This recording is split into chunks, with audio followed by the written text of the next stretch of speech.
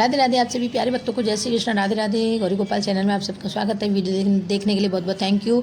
सोमवती अमावस्या की कथा बताएंगे, आप पूरी वीडियो देखिएगा, लॉन्ग वीडियो। हम बताएंगे अमावस्या की कथा। जब भी कोई अमावस्या सोमवार को आती है तो हम उसे सोमवती अमावस्या कहते हैं। हिंदू धर्म में इस व्रत का बहुत महत्व है। इस दिन दान का भी बहुत महत्व है। इस दिन सुहागन स्त्रियां सिर धोकर नहाती हैं, फिर पीपल और तुलसी के पेड़ की पूजा करके कथा सुनती हैं और अपनी अनुसार 108 वस्तु या 11 वस्तु, 1.25 किलो 1.25 पाव सामान का दान करती हैं। यह व्रत सुहागन स्त्रियों अपने सुहागन की लंबी उम्र के लिए रखती हैं। अब हम बताने जा रहे हैं आपको सोमवती अमावस्या की कथा। मैं आपको इस व्रत की कथा सुना रही हूँ। एक साहूकार के 7 बेटे और एक बेटी थी। साहूकार के 7 बेटों का विवाह हो चुका था।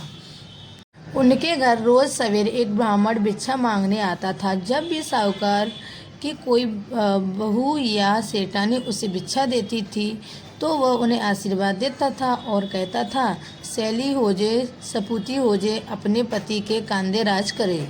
ऐसे बोलता था ब्राह्मण सबको। पर जब भी साहूकार की बेटी भिक्षा देने तो वह उसे आशीर्वाद देता और कहता, सैली हो जे, सुखी हो जे, अपने भाई भौजाऊ के कंधे राज करे। ऐसे बोलता था। ब्राह्मण राजा की बेटी को साहूकार की बेटी को बुरी लगी। साहूकार की बेटी को यह बात बुरी लगी थी।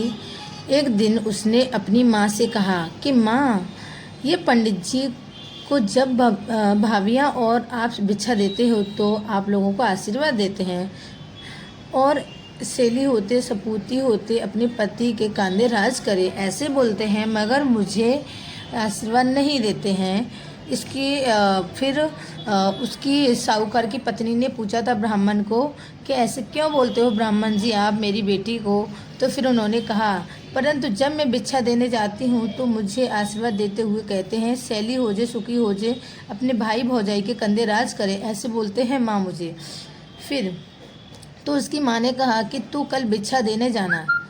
जब वो मुझे आशीर्वाद देंगे तो मैं उनके ऐसा कहने का कारण पूछूंगी बेटा, ऐसे बोला साहूकार की पत्नी ने अपनी बेटी को कहते हुए।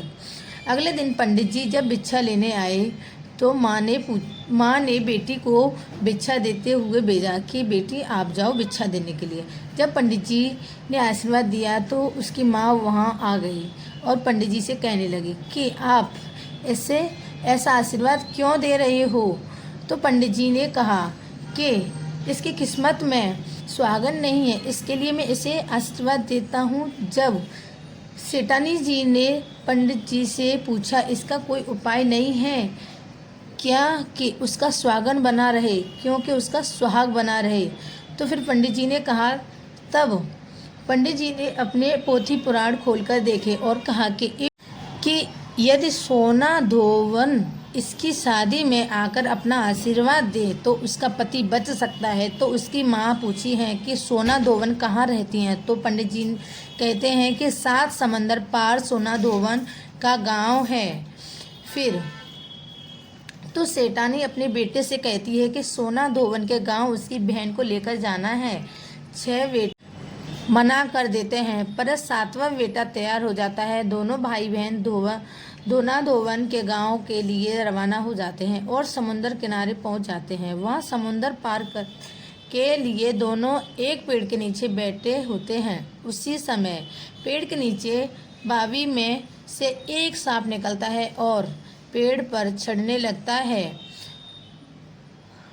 उसी समय बहन की नज़र उस सांप पर पड़ जाती है तो वह अपने भाई से कहती है कि देख किस पक्षी के अंडे पेड़ पर हैं, जिसे ये सांप मारकर खा जाएगा। बेचारा अपने बच्चों न पाकर कितने दुखी हो जाएंगे। तब भाई उस सांप को मारने वही टोकरी के ढक देता है, मारकर वही टोकरी के नीचे रख देता है उस बहन का भाई। शाम को जब किसान आते हैं तो आज उन्होंने अपने अंडे घोंसले में रखे मिलते हैं।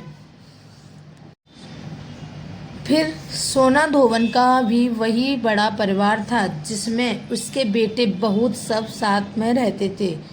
बहुएं सब लोग साथ में रहते थे मिलजुल के। साहूकार का बेटा और बेटी भी गांव में एक घर लेकर रहने लगे। रोज रात को साहूकार की बेटी सोना धोवन के घर जाती और खाना पानी बर्तन साफ करना है, उसको कपड़े धोना है, गट्टी पीसना है, सब काम करके सुबह होते होते अपने घर आ जाती थी। इस तरह कई दिन तक ये चलता रहा। एक दिन सोना धोवन ने अपनी बहुओं से पूछा, आजकल तुम्हारी लड़ाई झगड़े की आवाज़ नहीं आती है, क्या बात है? तो सब बहुएं बोली कि हम सारा काम किया हुआ मिल जाता है तो हम क्या झगड़े। सोना धोवन ने पूछा, कौन करता है सारा काम? तो बहुएं बोली, हमें क्या पता। तो सोना धोवन ने पता लगाने का निश्चय किया और वह रात भर जागती रही। फिर जब वह लड़की उसके पिकदान की पीक फेंकने उसके कमरे में आती है तब उसे नींद, वह रात भर जागती रहती है। जब वह लड़की उसके पिकदान की पीक फेंकने कमरे में आती है तब वह उसका हाथ पकड़ लेती है कि तू कौन है, भूत चुड़ैल है क्या?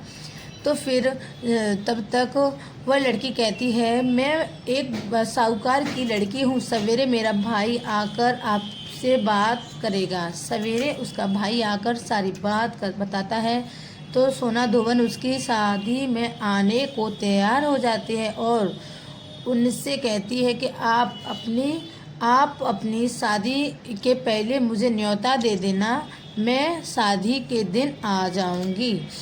तो वे दोनों भाई बहन अपने घर आ जाते हैं और बहन के लिए लड़का ढूंढकर शादी की तैयारी पक्की करते हैं और सोना धोवन को भी न्योता भेज देते हैं। शादी के दिन फेरे के ठीक बाद दूल्हा मर जाता है। तभी सोना धोवन लेकर दूल्हे के मुंह में पानी डालती है तो वह उठकर बैठ जाता है। दूल्हा